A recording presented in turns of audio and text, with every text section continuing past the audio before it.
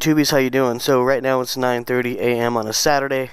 Oftentimes I am up early or late and I have a ride the next day and I don't know the pressure of my tires. I don't know the PSI. I don't exactly know for sure if the tires are good to go for a long trip or a hard ride or whatever, a canyon run. And when it's 4 in the morning or 2 in the morning or any time in the morning where I don't want to wake up my neighbors with this beast, because it makes a lot of racket and it generates heat and you got to fill it up, you got to charge it. That's what it's called. I don't always want to do that at 2 in the morning, nor can I, because, I like my neighbors. I don't want to wake them up, and it would be against noise limits at 10 p.m. and all that jazz. So I've discovered something by accident. My girlfriend has this little bike, and you can see it has these sad little flat tires. This bike's only 2 weeks old, and it already has 2 flat tires. I have no idea why. We checked the weight limits. Anyway, she got a pump, and guess what? That pump works on everything in this garage.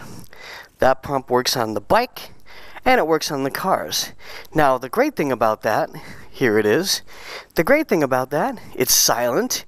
It generates almost no heat. It's a little bit of fun exercise, and it works surprisingly well. This puppy is a Schwinn dual head floor pump. That's item number SW77664-3. I'm going to go ahead and put that in the description. You don't have to memorize that. But it's a dual head, so it's got the little handy cord stay here. And this is a Schraeder valve, and that's a Presta valve. So it's got 2 different sizes. It's geared toward bicycles, obviously. Maybe your penny farthing, whatnot. Now, what you want to make sure of is that if you get one of these, and I'm going to tell you why you want one of these for your motorcycle. First, I'm going to tell you why you want one, then I'm going to show you the features. The reason you want one, as I mentioned, generates almost no heat. It's not an electronic device, it's silent. And you can pump up your bike tire at 2 a.m.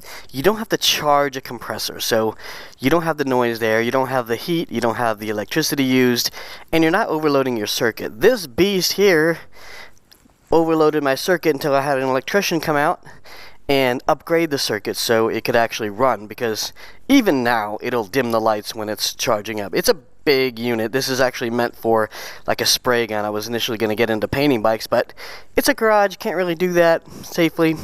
Firing up this monster for a couple PSI, completely and totally overkill, which is normally just fine with SpacePod, but I don't want to make all the noise, I don't want to make all the racket or generate the heat.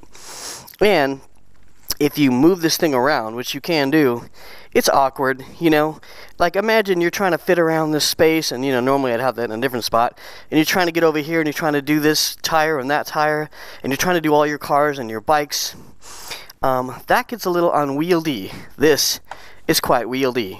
Let's explain why I love this thing, and it really does work, and I'm going to prove it to you guys. So it's got a cord stay. Now, first thing, we have a locking valve here. So you put it on the valve, this is your tire, you put it on the valve, and then you lock it down, and this depresses the valve, and then you can fill it with air. Now, the great thing about the fact that this locks is you're free to pump with impunity. That's what she said.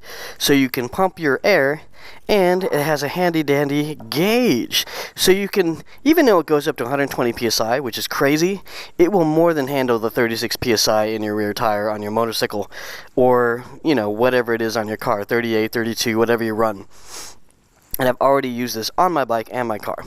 So, what I'm going to do for this test is I'm just going to show you how it works, even if your tire is really low. But usually your tire's not that low. It's a few PSI low, maybe 10 PSI if you've let it go.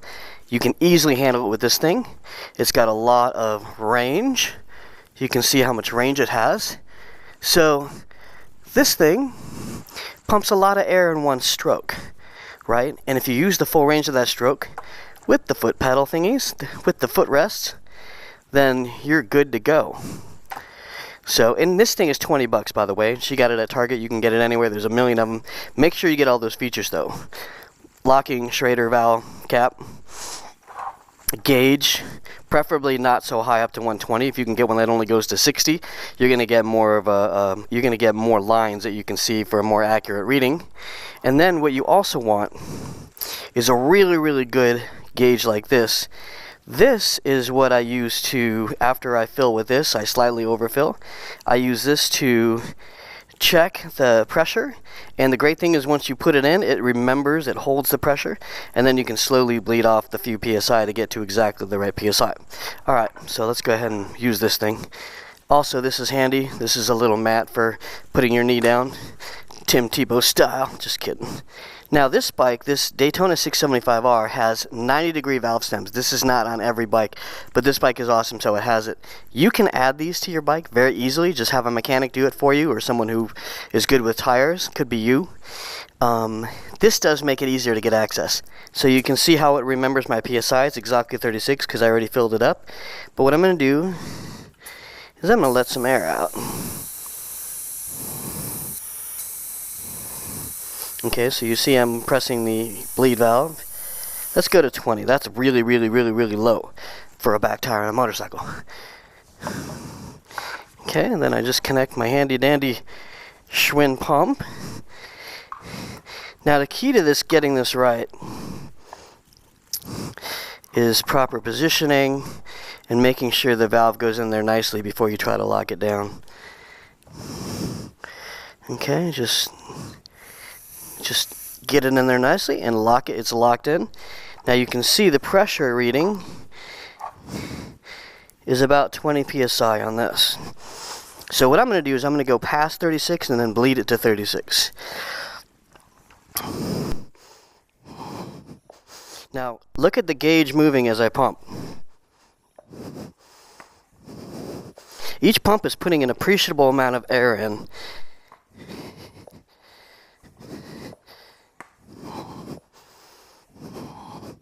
Okay, now right now I'm at 30 psi. That's 10 psi already, and it's only been a few pumps. It does take a little bit of strength. You can basically just use your weight to counteract the pressure that you're working against. Okay, I should be right around 35. Now normally you're only a few psi under. So I'm just showing you what it's like if you're low in case you think you need a mechanized compressor.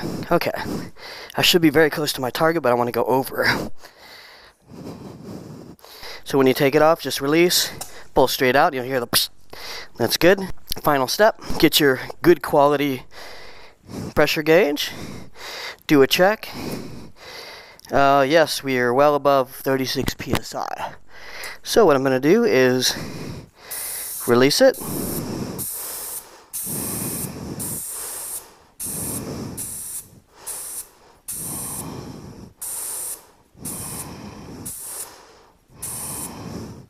.36 on the nose, right there, see? Perfect, that's what I run. Okay, so that was actually really easy. And I made no noise, other than my huffing and puffing. Little workout, little mini workout. No electricity used, no heat generated other than my body. And if you generate heat with your body doing this stuff, make sure you have a mini fridge with some Gatorade. Oh. This also works on cars. Worked on my Abarth. It'll work on my girlfriend's Honda. And, cars and bikes are all pretty low PSI. That thing can fill up to 120 PSI. So, if it can handle 120, it can handle your cars. No problemo. So that's it. This is a super portable and easy way to fill up your tires, even if you have no compressor. This is awesome. So I definitely recommend this. I think there should be a motorcycle branded version of this. Maybe by Cycle Gear or Revzilla, whoever wants to make it. Maybe branded to the bike. Maybe Triumph, whatever, and Ducati, and you make one in red for Ducati, whatever. These are freaking awesome. I love it. And it was a total accident that I had discovered that it worked. And I know they make these for like portable kits, but I've never seen one intended to be used as like a garage workhorse. So get one of these, you'll love it. All the info will be in the description. And until next time, everybody, SpacePod out.